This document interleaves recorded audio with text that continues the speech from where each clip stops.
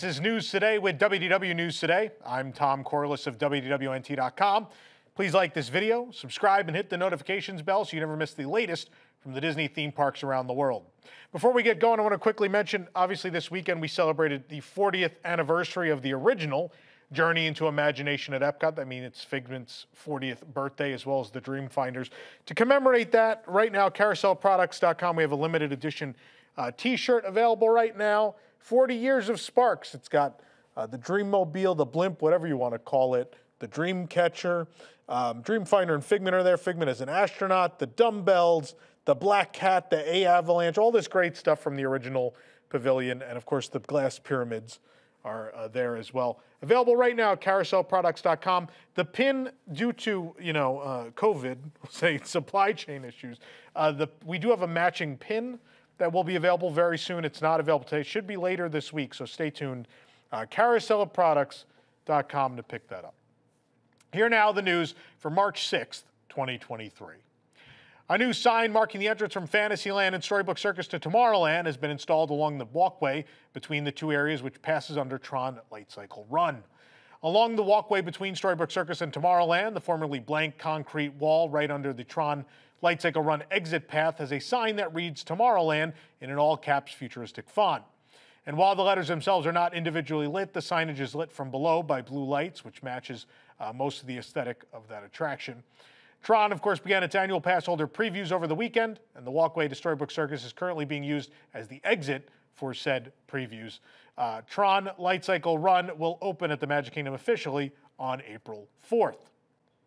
After the classic Tomorrowland 1994 gear clock was removed from the Tomorrowland Light and Power Company at the Magic Kingdom back in December, we can now report that the clock is back with a new look.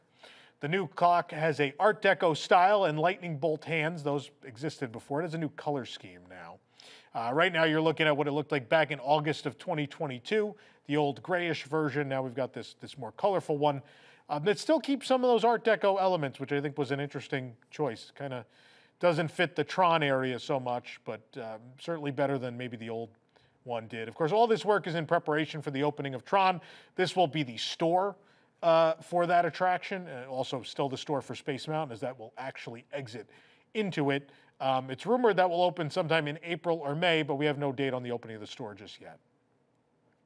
Walt Disney Imagineering took to Instagram to share their first look inside the previously announced post-show space for TRON Lightcycle Run, which is sponsored by Enterprise Rent-A-Car. Imagineering posted, along with the Disney Parks blog, on Instagram to share a look inside the still-in-progress area of the attraction, located right at the exit. WDI's caption reads as follows, quote, "Take a look as Imagineers put the finishing touches on TRON Lightcycle Run post-show. Presented by Enterprise, Imagineers just installed Team Green's Lightcycle and are finishing up the installation of a collection of graphics throughout the space. Be on the lookout for more information coming to the Disney Parks blog to learn more about Team Green and this thrilling new attraction." The Team Green is not something that exists within the world of TRON. It's something that's being done, of course, thanks to the sponsor, Enterprise. That's their company colors, so it makes sense. A green-colored light cycle sits at the center of the post-show space, located right at the attraction's exit. In the world of TRON, again, green circuitry is only seen in the original 1982 film to represent military programs, and in the Disney XD series TRON Uprising to represent the elite Black Guard. So I guess I'm wrong. It is in TRON, it's just not in the movie that this one's based on. But there you go. Post-show is coming. We don't really know what else you'll be able to do in the post-show, but hopefully we'll get to see it soon. It's time to get back in line as buffet dining is back at Chef Mickey's at Disney's Contemporary Resort. So we stopped by to try out the returning breakfast in buffet style. You can watch a video review featuring myself right here on the channel. As well, we have a post with a review on our website. And speaking of other returning dining, Princess Character Dining has returned to Cinderella's Royal Table at the Magic Kingdom. The restaurant reopened in September of 2020 for dinner service with no characters, and in August of 2021, breakfast came back. Cinderella would make brief distance appearances at that time, but traditional character dining was not available. Now it is back. If you want to check out what that's like, of course, we have a video review right here on the channel, and as well, a post at WDWNT.com. This program is brought to you by our official travel agent sponsor, The Vacationeer, the engineers of your next magical vacation. Sit back and let their team of vacation planning experts craft your family's next magical Disney trip. The best part is their services are free. Visit WDWNT.travel for details. Work continues on the new Disney Vacation Club wing at Disney's Polynesian Village Resort. Last month, we saw construction finally go vertical with elevator shafts taking shape, and now it has started to fill in the space around those vertical elevator shafts, and we see what looked to be the first guest rooms taking shape, the front wall that looks out towards the Seven Seas Lagoon. You can see that the front wall is beginning to extend even further away from those initial shafts as the building begins to take form. And views from these rooms, again, will include the Seven Seas Lagoon, the contemporary Bay Lake Tower, and even some Magic Kingdom attractions like Space Mountain and TRON Lightcycle Run. And nearby, the foundation for additional parts of the project to go vertical is being laid. Of course, the Spirit of Aloha dinner show closed in March of 2020 due to COVID and then never returned. Disney eventually announced they would knock down Luau Cove in favor of this new Disney Vacation Club building, which you're looking at the concept art for right now. On January 23rd, 2023, we rode Journey into Imagination with Figment and noticed that the Figment animatronic right before his upside-down house was not functional. It wasn't moving. Now, several weeks later, we noticed on the attraction's the 40th anniversary of the original attraction and Figment's 40th birthday, the animatronic has still not been fixed. So we are talking about several weeks later, and an entire animatronic character that is meant to speak to guests is not moving. My question is how is an attraction allowed to operate in this form? I've never seen a primary character, any scene where there's one animatronic in the scene and it just doesn't move at all. That is horrible, horrible, terribly bad show. This character is supposed to be talking to guests and he's immobile. I don't know why this has been allowed to go so long. It's disgraceful, it's embarrassing. Whether the money needs to be provided, the parts need to be ordered, or someone just needs to realize this is not working. Whatever the case is, Walt Disney World, you need to fix this figure. It's basically a remake of a figure from 1982. It's not super complicated, so I find it hard to believe it would be hard to fix it. So let's get that done. Let's make it happen. TikTok user @MattHungry again, now I am, solved the mystery of the interface ports on the sides of the Guardians of the Galaxy Cosmic Rewind ride vehicle. The ports are on the sides of the vehicles next to the openings that guests step through to enter and exit the vehicle. In Matt's video, he recounts how he recently got stuck on the attraction at the unload platform when guests could not release their restraints. A cast member made a phone call, then went to each row with a box that plugged into the port. And when the cast member flipped the switch on the box, the restraints in that row released. So they require some sort of power to make that happen. There was some people thought this was just, it looks an awful lot like a port for audio equipment. So some people thought it was just a design flourish. Again, Guardians is heavily connected to music, right? So people just thought it was like a design element. It turns out that's actually what it's for. TikTok user Ali Nova also commented, there's also a port on the front bottom of the vehicle to turn on the rotating mechanism too if you're stuck in a turned position. Cast members may use the same or similar machine to plug into that port. That's fascinating. I just think it's the process here that it's not just a key. Splash Mountain, it was just that pole they'd stick in and turn. I think it's fascinating that it's like an electronic box at this ride. Last week, we told you that Ken Marino, an actor who was part of the original Rock and Roller Coaster cast in the pre-show, claimed that the music of the attraction was being changed from Aerosmith to Queen, but Marino has since walked back that claim. Marino took to Twitter to state, quote, "I have no idea what they are changing it to." The original claim came during the weekly live call-in show Office Hours Live, hosted by Tim Heidecker. Noted stand-up comedian and actor Ken Marino made a guest appearance to talk with the other guys on the show about his newer projects. One of the callers asked about Rock and Roller Coaster, which in response, Marino began telling the story of his experience before claiming now they're changing the ride. It's going to be a Queen ride. His remarks come about an hour and 40 minutes into the show. Now a well-known stand-up comedian and actor, Marino got his start doing smaller roles here and there, including, again, as a recording engineer for Aerosmith in Rock and Roller Coaster. He's visible front and center in the photo you're looking at now, and although he doesn't have any lines, he does emote quite a bit throughout. Despite occasional rumors, Disney has not removed Aerosmith from Rock and Roller Coaster, which would involve a near-complete retheming of the ride, unless you just picked another band, really. In 2016, Disney did digitally alter a hand gesture by Steven Tyler that could be considered obscene. Rock and Roller Coaster closed for refurbishment in February of 2023 for a many-month-long refurbishment. Scheduled to reopen in the summer. There's no exact date, but it is rumored that possibly this may be the moment when they remove Aerosmith from the ride, given an ongoing lawsuit, including Steven Tyler. First thing I want to say is the Rock and Roller Coaster pre-show, very underrated for its time, again, in that they had to film it to look like they're really there, right? So there's a lot of pre-shows where someone comes in over a video and it's them coming over a video or pretending to stream to you on a television set. This was a rare case where they were like, no, we should do it. We'll do this big format screen. And this is 1999, so this is not terribly easy to do. We're going to do this big format screen in the back, and we want to make it look like you're actually there. So in order to make people look like they're really there and do this effectively, number one, that all had to be done in one take. Number two, in order to get the fidelity of the video that they wanted, that had to be lit very brightly. And remember, that is not modern lighting technology. So a fun story about that, it was so hot on the set that day, and Aerosmith, according to everyone involved in filming that, Aerosmith were consummate professionals, were so great to the crew, were kind to everyone, and again, so professional, got it done as quickly as they could, and at a good quality.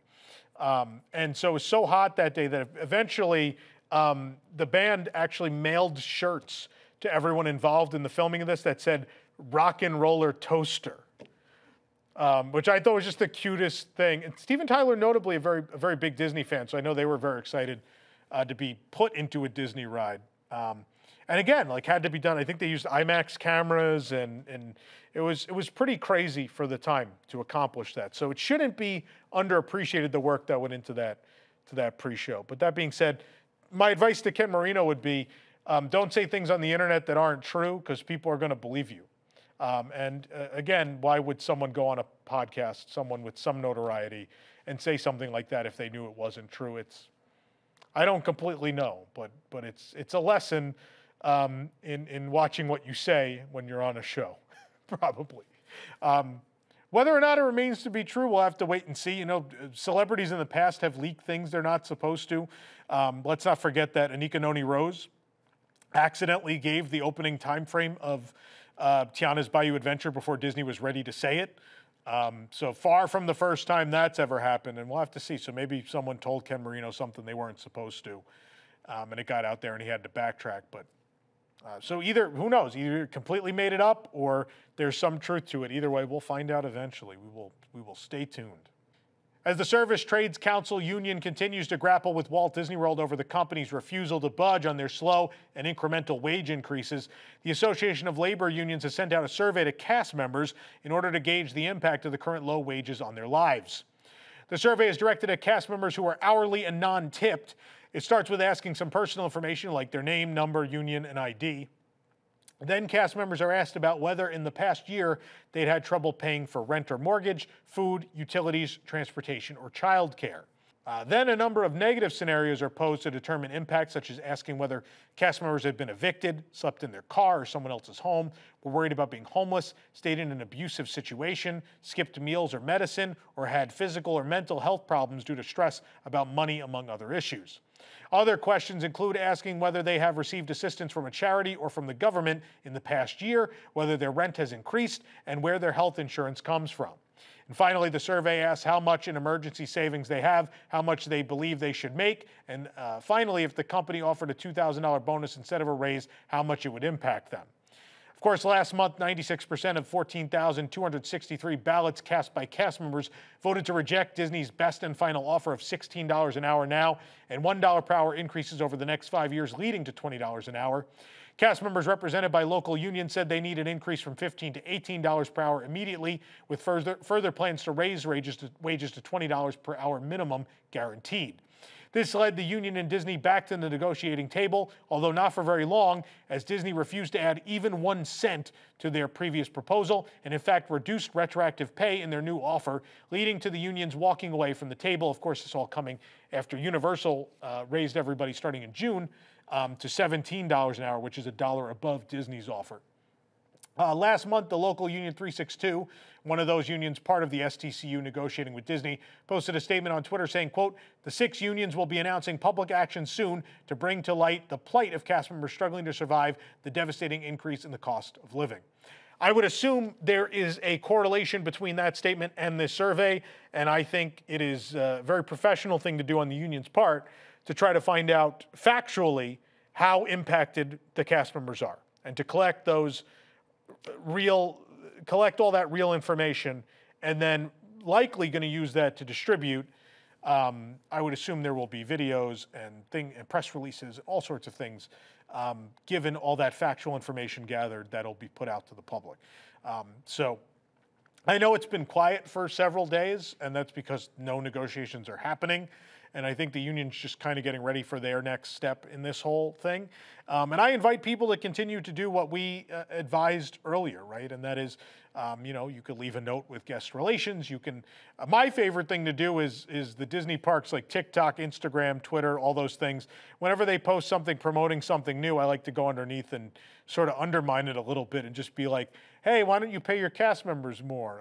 You know, famously, there was a TikTok they did where we should honor the 50th by trying all the food. And I said, you should honor the 50th by paying your cast members a living wage.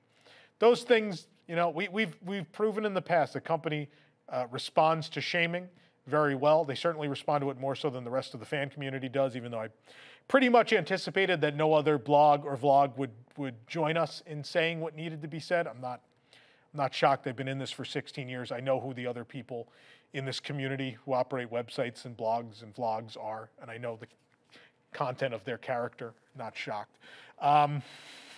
Despite I'm the one that people mostly say bad things about. So I again invite people to let it be known, continue to fight this fight, and I am sure we're going to be hearing more about this very, very soon, and I anxiously await the continuation of all of this. And it's not going to get pretty. I don't know why Disney just doesn't make it go away. I think if I was Disney at this point, I'd at least come in with the 17. I would make a point that you said not one more cent. Meet them halfway at least, right? I think the $17 would at least show that you care, and I think would placate people enough. The 18 is the right thing to do. Definitely the right thing to do. The 17 at least shows a small amount of care. The 16 is a slap in the face, especially when Universal just announced 17. Disney should at least be keeping up with them in that respect. Maybe you've always wanted to visit Walt Disney World and Disneyland on the same day, and perhaps taken the Festival of Fantasy parade during the day at Magic Kingdom and followed up with Disneyland's new Wondrous Journeys Nighttime Spectacular a few hours later. Pulling this off got a little easier thanks to a new route courtesy of budget carrier Breeze Airways, and due to some fortuitous timing, we got to try it out. In fact, our own Eric and Jason just got back from California. They flew both ways on Breeze between Anaheim and Orlando. I should say Southern California and Orlando. So go check out the review. It's on our website at WDWNT.com. See if it's worth your time. See how it went. The window of cosmic encounter at Tokyo Disneyland has been home to plenty of interesting dioramas and promos over the years, but now the space is being used to advertise the upcoming kickoff of the Tokyo Disney Resort 40th Anniversary Dream Go Round celebration. The window features a piece of Dream Garland bunting with the number of days written at the top. Slightly transparent Dream Garland are on the wallpaper behind, and below are outlines of Big Thunder Mountain, It's a Small World, Mickey's House, and Space Mountain, art which resembles that first used for Tokyo Disneyland's 20th anniversary 20 years ago. Plenty of merchandise was also announced last week for this anniversary celebration, all of which you could see at WDWNT.com. The event will run April 15th through March 31st of 2023 to 2024, respectively. We, of course, will be there for the kickoff, so stay tuned. Lots of coverage to come next month. As of March 1st, Hong Kong Disneyland is no longer requiring masks to be worn indoors or outdoors, as is all of Hong Kong. Hong Kong, as well as Hong Kong Disneyland, has been under a mask mandate for nearly 3 years now. It was one of the last places on Earth to enforce mask wearing outside, according to a France press outlet. Hong Kong Disneyland told media this week that, quote, Hong Kong Disneyland Resort has missed seeing mask-free smiles at the park. It will truly be an emotional moment to see the happy faces of our guests and cast members after nearly 3 years, and we hope they can create more magical memories at our park. We will continue to refer to the guidance and advice from the health authorities and relevant departments and review and adjust park operation measures and procedures accordingly. With the removal of Hong Kong's mandate, face coverings are now only required at Tokyo Disney Resort and Shanghai Disney Resort, both of which mandate wearing coverings while indoors, in queues, or viewing entertainment. The Japanese Association guiding theme park safety in the wake of COVID-19 recently announced that parks will have the option to allow maskless guests from March 13th. Tokyo Disney Resort has not announced anything just yet, but given that Universal Studios Japan has already announced they will allow guests to be maskless starting March 13th, we fully expect Tokyo Disney Resort to follow as well. For the absolute latest on these stories and all that didn't make it into today's show, be sure to check WDWNT.com and follow us on all your favorite social media platforms. You can support the entire team behind this show and others by joining the WDWNT Interglobe Society at patreon.com/WDWNT. Get access to exclusive content, discounted show and event tickets, and more. Special shout out to all of our WIGS members watching who make this show happen every week. For the worldwide leader in Disney Parks news, this is Tom Corliss saying, enjoy the rest of your today and have a great, big, beautiful tomorrow.